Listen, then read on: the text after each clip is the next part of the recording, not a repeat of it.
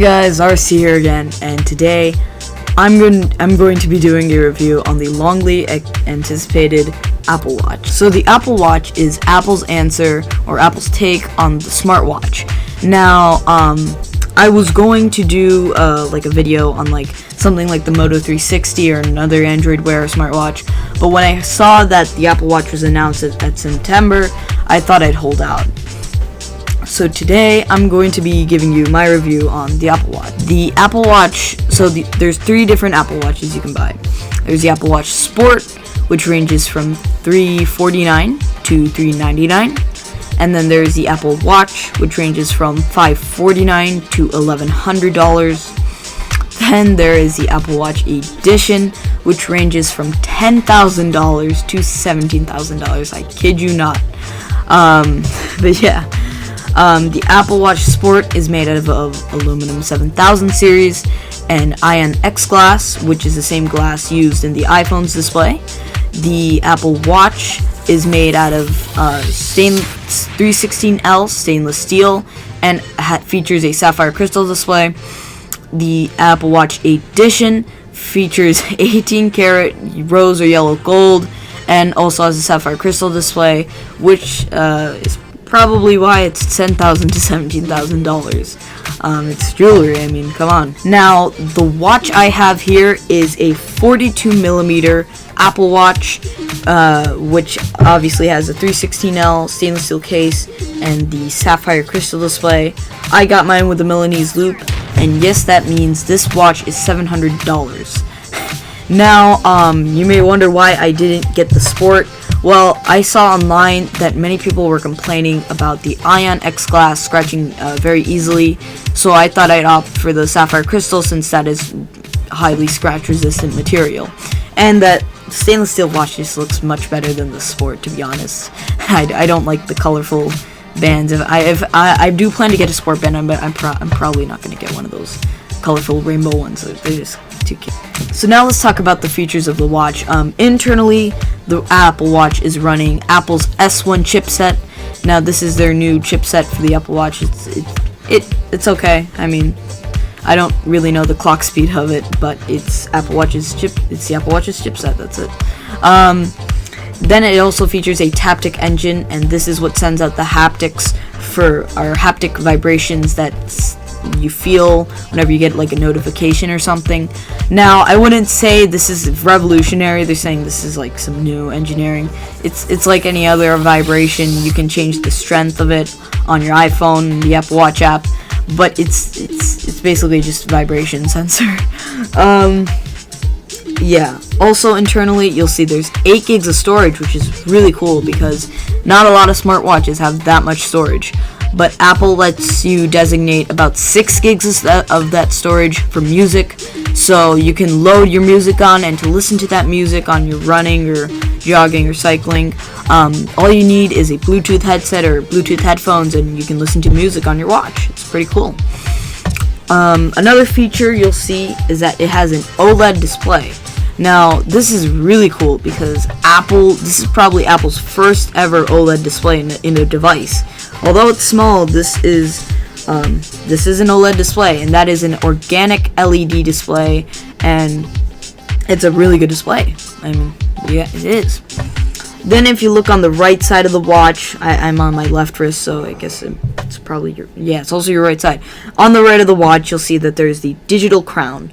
Now, the crown of the watch, a crown on a regular watch, sets the dials. You can turn the little knobs and stuff. But here it has many uses. If you click it once on your regular watch face, it'll bring you to apps. Then you can zoom. Then once you're in your apps, you can use the crown to zoom in and out of your home screen of apps.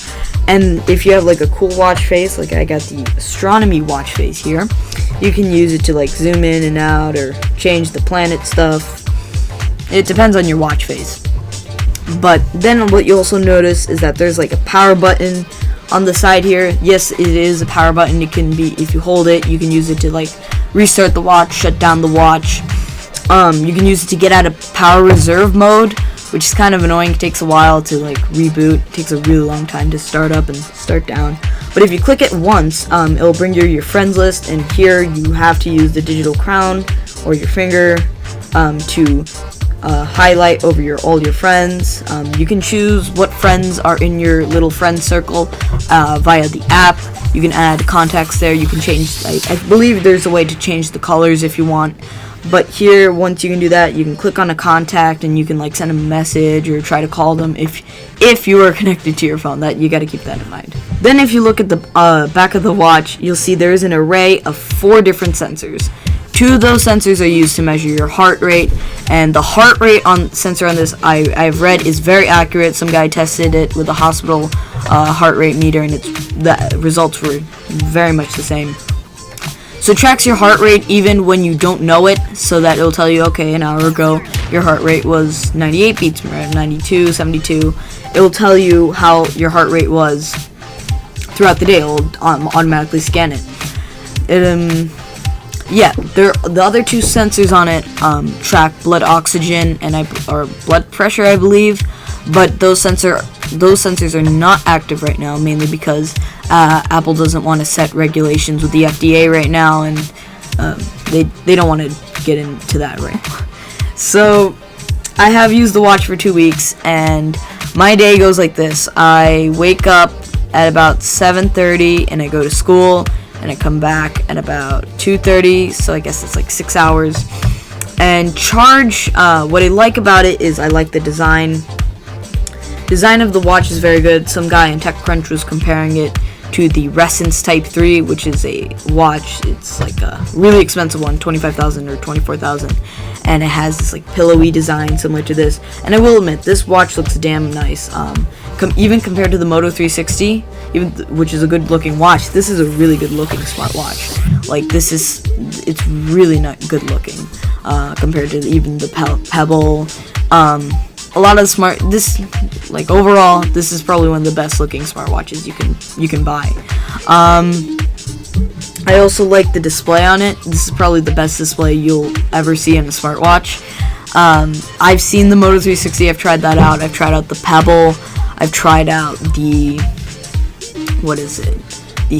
Gear Watch. I've tried those out just at stores. I never bought any of them, but I will say that this is probably the best display you will see on a watch. It's crystal clear. The sapphire, if you get the sapphire crystal, it's even better. I mean, it's really good. But yeah, this is probably one of the best displays you'll ever see in a smartwatch. I also really like the digital crown because if you, even though people are bashing on it, I think some people don't like the crown. I kid you not, I bet you 100%, if this watch did not have the digital crown on it, then it would probably terrible to use. It would be impossible to use this watch because the digital crown really helps you navigate around it, zoom around it. If you had to use your fingers all the time swiping around, it would be so annoying and so frustrating. The digital crown really helps. It really helps. It's more important than you think. What I also like, I like the bands. The bands on the watch. I love compared to all the other Android Wear smartwatches. The fact that I can change out the bands however I want is a deal breaker for me. Just because I don't want to be stuck with this rubber band or this plastic band the whole time. Now I know other smartwatches, Android smartwatches or Pebble, you can change the band, but it is so easy with this. Apple has developed this special magnetic slip or little closure that just slides right in, and you can easily change bands. They already released the schematics, so now you're probably gonna expect to see more third-party bands come out, but it is so easy to just change out bands, and I really like how Apple has changed up the smartwatch game by doing this. I mean, it's like the Swatch, if any of you remember that. But yeah, the band I got was the Milanese loop, and I really like that. The leather loop is similar to this. It's basically a leather version of this. But the reason I opted for the Milanese, I really like it, is just because it's a one-size-fits-all, so you don't got to worry about sizing charts and all that, and it's magnetic, so that it just it's so easy to just take on and off, and easy to just tighten and adjust. But yeah, that's what I like about the watch. Now let's talk about what I don't like about the Apple Watch.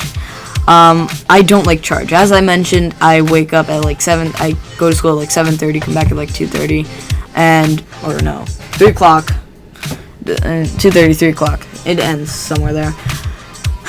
Basically, I'm out for about 6 hours, and the charge when I put the watch on in the morning, it's 100% because I'm charging it all night, and when I come back, it's about like 70%. So if it's about like it drains about 30% in 6 hours, that means it's gonna probably drain out before the end of the day. Now, I've seen some people try to extend this by putting power reserve mode.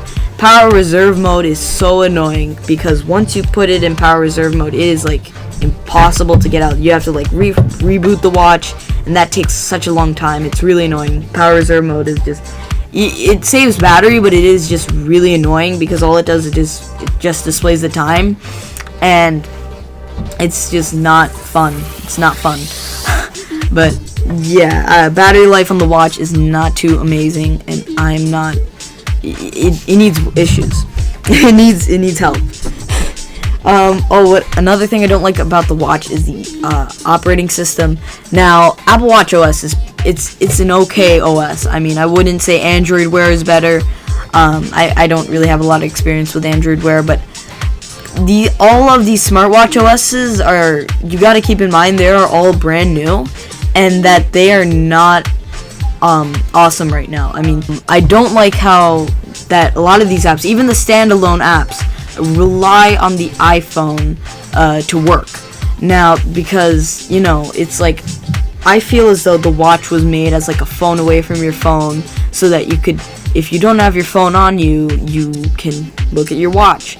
But the fact that like that you have to always be connected to your phone kind of defeats the purpose of the watch.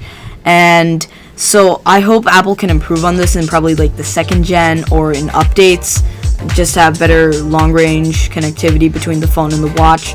But I don't like how a lot of the apps rely on the phone a lot. Speaking of the apps, the third-party apps do not perform as well. They're slow. They are really slow. They take a while. They aren't really responsive. Apps on the watch are just not that great. Now, while it may seem that I think the watch is crap right now, it's not. I mean, it's a work in progress, but so far I really do like it. I mean, even though some of the apps are slow, it's still a really good smartwatch compared to a lot of the ones on the market right now. Now I have developed a charging hack. Now, if you don't know already, if you slip out the straps, you will see that there is a secret port. This is known as the diagnostic port, and supposedly, if you Google it if you look it up on YouTube, this supposedly charges the watch faster, or it gives you more direct access to the watch itself. Instead of like pairing it. I think if you go to the Apple Store, you need it repaired. They put it in. They go in the diagnostic port and basically look into the watch. But yeah, that is there. There is a diagnostic port in the watch. I'm not gonna take it out just because I don't want to tamper with it right now. But if you look on YouTube, people have taken out the slot, and there is a secret port in there. This wallet, I believe Kickstarter bands are going to be using it to charge the watch faster, but we'll have to see.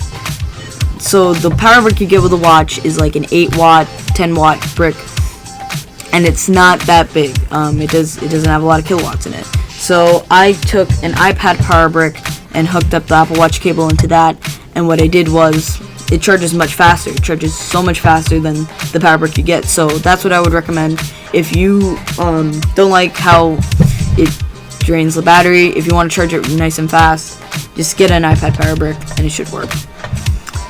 Alright, that was my review on the Apple Watch. If you enjoyed it, please make sure to leave a like and subscribe. If you want to see more videos like this, subscribe and stay tuned for more.